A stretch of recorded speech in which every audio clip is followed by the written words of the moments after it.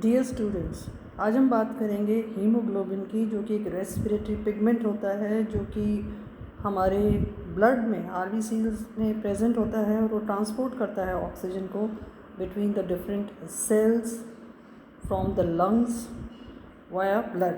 तो इस तरह से हम इसके स्ट्रक्चर पे, इसकी कार्यप्रणाली पे आज थोड़ा सा विस्तृत अध्ययन करेंगे।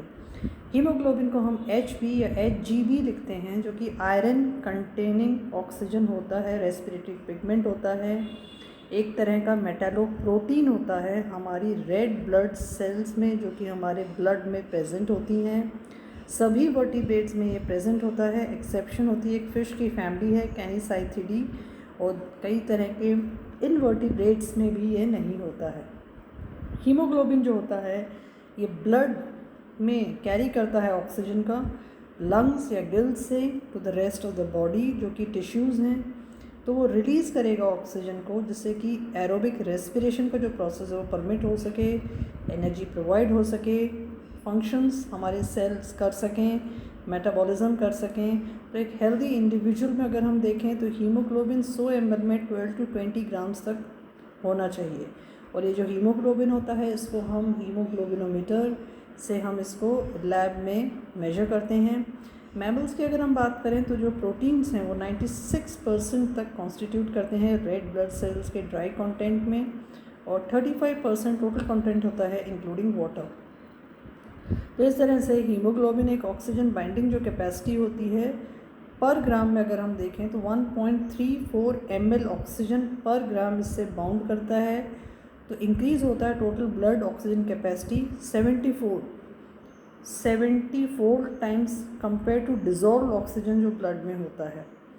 तो इस तरह से मेमेलियन जो हीमोग्लोबिन जो मॉलिक्यूल जो बाइंड करता है वो 4 ऑक्सीजन मॉलिक्यूल्स को एक साथ कैरी करने में सक्षम है, क्योंकि उसकी ऑक्सीजन बाइंडिंग कैपेसिटी बहुत ज़्यादा है डिज़ोल्व ऑक्सीजन के मुकाबले। तो ये जो खोज है हीमोग्लोबिन की, इसके बारे में बहुत सारे वैज्ञानिकों ने बताया, जिसमें कि सबसे पहले मैक्स परह्यूज ने बताया, जिन्होंने मॉलिक्यूलर स्ट्रक्चर बताया एक्स-रे क्रिस्टलोग्राफी टेक्निक से कि कैसे इसका ग्लोबिन चेन्स यहाँ पे जुड़ी हुई रहती हैं हीम के साथ में। ये स्ट्रक्चर मैक्स परह्यूज ने बताया।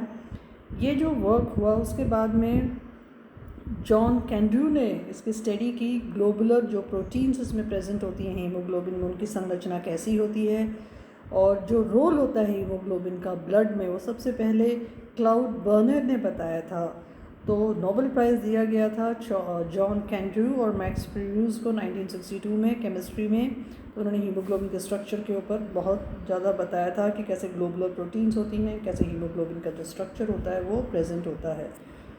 स्ट्रक्चर की अगर हम बात करें तो हीमोग्लोबिन हीम और ग्लोबिन से बना हुआ है। हर हीमोग्लोबिन की जो सब यूनिट होती है उसमें ग्लोबुलर प्रोटीन होती है, जो कि हीम ग्रुप में एम्बेडेड होती है। हीम ग्रुप मतलब आयरन एटम, एक आयरन एटम बाइंड करता है और एक ऑक्सीजन मॉलिक्यूल से आयन इंड्यूस्ड डाइपोल फोर्सेस के माध्यम से।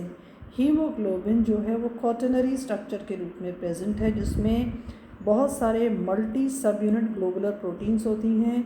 हीमोग्लोबिन मॉलिक्यूल एक असेंबली होती है 4 ग्लोबुलर प्रोटीन सब यूनिट्स की। हर सब यूनिट कंपोज होती है एक प्रोटीन चेन से, जो कि एसोसिएटेड होती है एक non protein prosthetic haem group के साथ में। तो एक प्रोटीन चेन है जो कि non protein prosthetic haem group से जुड़ी हुई है। हर प्रोटीन जो चेन है वो अरेंज होती है अल्फा हेलिक्स स्ट्रक्चरल सेगमेंट्स में, जो कि कनेक्टेड रहते हैं ग्लोबिन फोल्ड अरेंजमेंट में। एडल्ट ह्यूमंस में अगर हम देखें तो कॉमन हीमोग्लोबिन जो टाइप है वो एक टेट्रामेयर है, जिसमें 4 सब यूनिट प्रोटीन्स प्रेजेंट हैं, जिसको हम हीमोग्लोबिन ए कहते हैं, जिसमें कि 2 अल्फ़ा और 2 बीटा सब यूनिट्स होती हैं, जो कि नॉन कोवलेंटली बाउंड होती हैं, और जिसमें कि 141 और 146 एमिनो एसिड्स प्रेजेंट होते हैं। तो ये होती है हीमोग्लोबिन ए। 2 अल्फ़ा 2 बीटा सब यूनिट्स, 141 एमिनो एसिड्स होंगी अल्फ़ा में और 146 एमिनो एसिड्स होंगी आपकी बीटा सब यूनिट्स में। इनको हम डेजिग्नेट करते हैं क्योंकि 2 अल्फ़ा 2 बीटा हैं, तो अल्फ़ा 2 बीटा 2 सब यूनिट्स स्ट्रक्चरली सिमिलर हैं, सेम साइज़ की हैं। हर सब यूनिट में एक मॉलिक्यूलर वेट होता है लगभग 16,000 डेल्टन्स का। तो टोटल जो मॉलिक्यूलर वेट जब बनेगा इस टेट्रामेर का वो हो जाएगा कितना, जब हम इसको मल्टीप्लाई करेंगे तो सब यूनिट जो हैं मॉलिक्यूलर वेट जो टोटल मॉलिक्यूलर वेट टेट्रामेर 4 हैं ये, तो हो जाएगा 64,000 डेल्टन्स। तो इस तरह से ये है हीमोग्लोबिन ए का structure, alpha 2 beta 2, molecular weight 64,000, और किस तरह से ये हीम और ग्लोबिन के बने हुए हैं।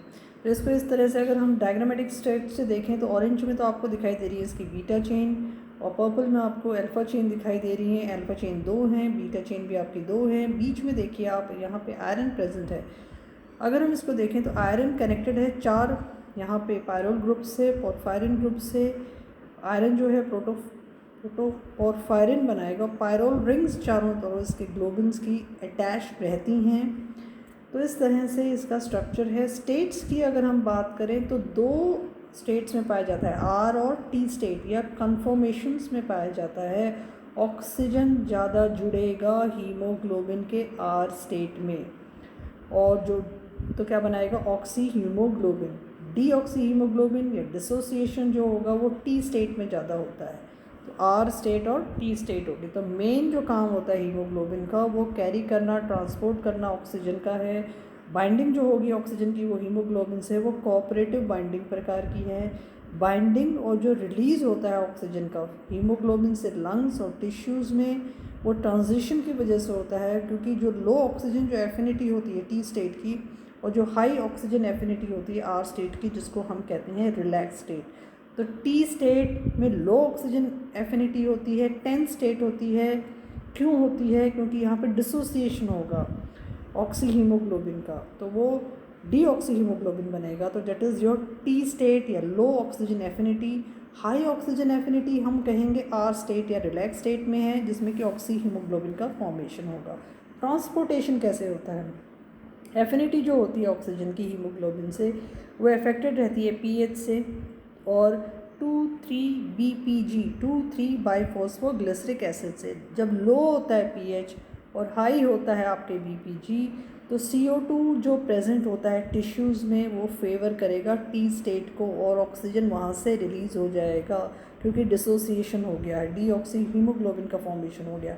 आर स्टेट फेवर कब होगा? लंग्स की एल्वियोली में। हाई पीएच हो गया, लो CO2 हो गया, तो उस तरह से बाइंडिंग हो जाएगी ऑक्सीजन की हीमोग्लोबिन के साथ में। बाइंडिंग जो होगी ऑक्सीजन की वो रेगुलेटेड रहती है पार्शियल प्रेशर ऑफ ऑक्सीजन से भी। लंग्स में हम देखते हैं कि ऑक्सीजन का पार्शियल प्रेशर बहुत हाई होता है, तो ऑक्सीजन बाइंड करेगा हीमोग्लोबिन से। टिश्यूज़ की अगर हम बात करें तो पार्शियल प्रेशर ऑक्सीजन का लो होगा, तो ऑक्सीजन वहाँ पे रिलीज़ हो जाएगा सेल्स में। तो हर 100 ml जो ऑक्सीजनेटेड जो ब्लड होता है वो कैरी करता है 5 ml of oxygen to tissues.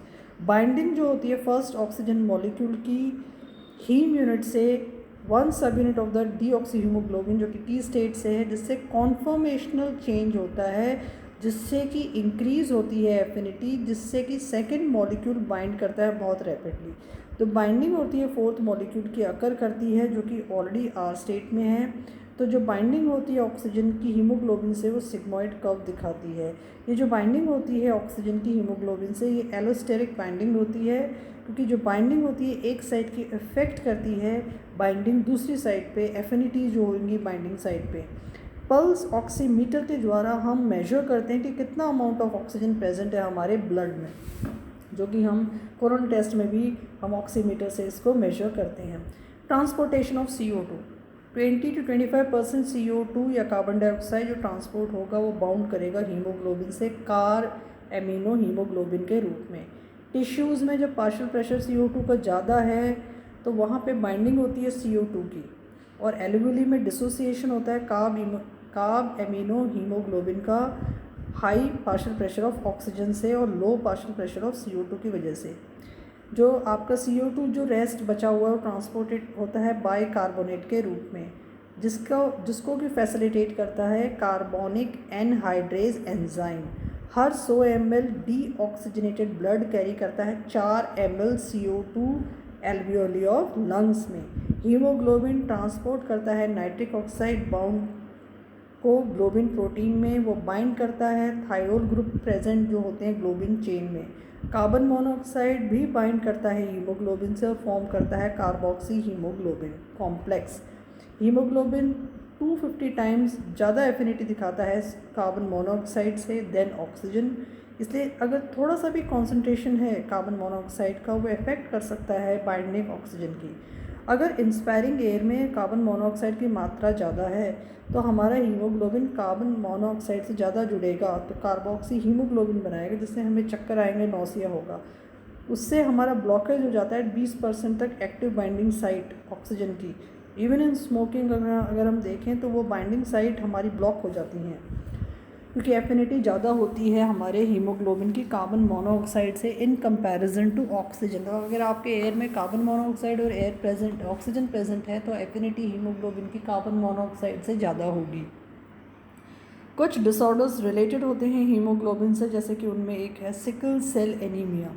Sickle cell anaemia haemoglobin gene के डिफेक्ट की वजह से होता है। सिंगल न्यूक्लियोटाइड या पॉइंट म्यूटेशन होता है बीटा ग्लोबिन जो चेन होती हैं हीमोग्लोबिन ए में, तो यहाँ पे जो GAG जो कोडोन है वो कन्वर्टेड हो जाता है GTG से, मतलब A जो है वो कन्वर्ट हो गया T में, GAG कन्वर्ट हो गया GTG में, तो जो रिप्लेसमेंट हो गया GAG is coding for glutamic acid. अब वो कोड करेगा, GTG कोड कर रहा है वेलाइन के लिए जो कि 6th पोजीशन में है। तो इस तरह से सिकल सेल एनीमिया में एक पॉइंट म्यूटेशन होने की वजह से या सिंगल न्यूक्लियोटाइड या पॉइंट म्यूटेशन और you can say it is SNP single nucleotide polymorphism की वजह से ये होता है। ये एक तरह का जेनेटिकल डिसऑर्डर है। ये पर्सन इनहेरिट करता है एबनॉर्मल कॉपीज बीटा ग्लोबिन की, जिससे कि हीमोग्लोबिन जो है वो आप कैरियर के माध्यम से आपके ट्रांसपोर्ट होंगे। ये क्रोमोसोम नंबर 11 में ये जीन प्रेजेंट होती है। ये ऑटोसोमल रेसेसिव पैटर्न प्रदर्शित करता है इनहेरिटेंस का फ्रॉम पेरेंटल टाइप।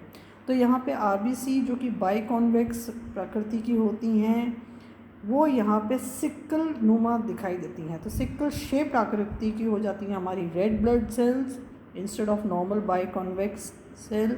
तो उससे जो ऑक्सीजन कैरिंग कैपेसिटी है वो बहुत ज़्यादा रिड्यूस हो जाएगी, तो व्यक्ति को रोग हो जाता है सिकल सेल एनीमिया। हीमोग्लोबिन की जो मात्रा है ऑक्सीजन को कैरी करने की वो कम हो जाएगी। Person becomes has less of haemoglobin suffering from anaemia. तो this is because caused by a defect in the morphology of RBCs। वो सिकल शेप हो जाती हैं तो उसको हम कहते हैं सिकल सेल एनीमिया। यहाँ पे आपका रिप्लेसमेंट हो जाता है बीटा ग्लोबिन चेन में GAG का GTG में, अर्थात ग्लूटामिक एसिड को ले लिया वेलिन ने, और यहाँ पे आपके एबनॉर्मल कॉपीज़ हो जाती हैं जिसकी वजह से पर्सन एक तरह का ये रेसेसिव डिसऑर्डर है। लेकिन अगर दोनों ही आपकी रेसेसिव जीन्स यहाँ पे प्रेजेंट हो गई तो HBS इंडिविजुअल अगर हो गया तो वो सिकल सेल एनीमिया से ग्रसित है। जैसा कि सिकल सेल एनीमिया जो है वो ज़्यादातर हम देखते हैं कि अफ्रीकन कॉन्टिनेंट में प्रेडोमिनेट करता है, और वहाँ पे ख़ास बात है कि जहाँ पे भी सिकल सेल एनीमिया प्रेडोमिनेट करेगा वहाँ पे मलेरिया जो है पैरासाइट जो है प्लाज्मोडियम वो इन सेल्स में सर्वाइव नहीं कर पाता है, इसलिए मलेरिया से उनको एक तरह से बचाव मिल जाता है उन इंडिविजुअल्स को। तो एक तरह से हम कह सकते हैं कि it is very endemic in African continent, क्योंकि वहाँ पे वो ऑटोसोमल रेसेसिव डिसऑर्डर में क्रोमोसोम 11 में वहाँ पे प्रेजेंट होता है। दूसरा एक और इम्पॉर्टेंट डिसऑर्डर हमारे ब्लड में इनहेरेंट रूप से जाता है वो है थैलेसीमिया। तो ये थैलेसीमिया में भी डिक्रीज हीमोग्लोबिन कंटेंट होगा क्योंकि आकृति चेंज होगी, एबनॉर्मल हो गया आपका RBC। तो पर्सन के पेरेंट्स से ज़्यादा 2 टाइप्स हम देखते हैं, अल्फ़ा थैलेसीमिया और बीटा थैलेसीमिया। 2 तरह के होते हैं। अल्फ़ा और बीटा डिपेंड करता है कि कितने आपके 4 जीन्स जो अल्फ़ा ग्लोबुलिन के लिए हैं या 2 जीन्स बीटा ग्लोबुलिन्स के हैं वो मिसिंग हैं। तो अल्फ़ा थैलेसीमिया हो सकता है अगर अल्फ़ा वाले मिसिंग हैं, बीटा थैलेसीमिया हो सकता है अगर आपके बीटा जो चेन्स हैं, बीटा ग्लोबुलिन्स जो चेन्स हैं वो मिसिंग हैं। अल्फ़ा और बीटा थैलेसीमियाज इनहेरिटेड होते हैं एक ऑटोसोमल रेसेसिव मैनर में। जो बीटा जो ग्लोबुलिन जो चेन्स होते हैं वो एनकोडेड होते हैं सिंगल जीन से जो कि क्रोमोसोम नंबर 11 में प्रेजेंट होते हैं, और अल्फ़ा जो चेन्स होती हैं वो एनकोडेड होती हैं लिंक्ड जीन से जो कि क्रोमोसोम नंबर 16 में प्रेजेंट होती हैं। तो क्रोमोसोम नंबर 11 और क्रोमोसोम नंबर 16 जिनमें कि बीटा और अल्फ़ा ग्लोबुलिन जो जीन्स होती हैं वो रिस्पॉन्सिबल होती हैं for either your alpha thalassaemia और बीटा थैलेसीमिया। तो एक तरह से डिक्रीज़ यहाँ पे हम हीमोग्लोबिन देखते हैं, क्योंकि ये एक तरह का ऑटोसोमल रेसेसिव मैनर में इसका इनहेरिटेंस होता है। तो जो पेरेंटल जीनोटाइप, अगर आपके कैरियर और नॉर्मल इंडिविजुअल्स हैं तो आपके कैरियर बनेंगे आपके 25%, नॉर्मल इंडिविजुअल्स होंगे 25% और कैरियर होंगे 25% और नॉर्मल इंडिविजुअल होंगे 25%। कहने का मतलब 4 में से अगर हम नॉर्मल देखेंगे तो 50% नॉर्मल होंगे और 50% वाहक या कैरियर का काम करेंगे। I hope that you are able to understand the haemoglobin structure और उसका जो रोल है, किस तरह से वो ट्रांसपोर्टेशन में सहयोग करता है ऑक्सीजन और CO2 के माध्यम से, और कैसे कुछ जेनेटिक डिसऑर्डर्स इसके साथ में रिलेटेड हैं। I hope that you are able to understand haemoglobin in a very simplified way. Thank you for